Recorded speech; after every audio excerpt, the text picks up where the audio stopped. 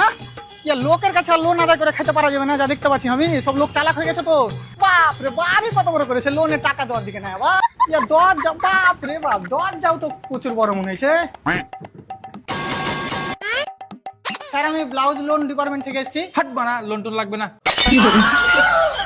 আবে লোন তোকে দিতে আসেনি, আবে তুই লোনের পয়সা নিয়ে রেখেছিস, সেই লোনের পয়সাটা দে।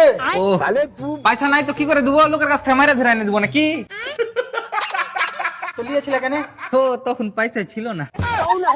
তো তখন তোমার পয়সা ছিল না বলে তুমি লোন নিয়েছিলে, তো এখন যে লোনের পয়সা তোমাকে ভরতে হবে, তো লোনের পয়সাটা দাও না কেন? এখনো পয়সা নাই।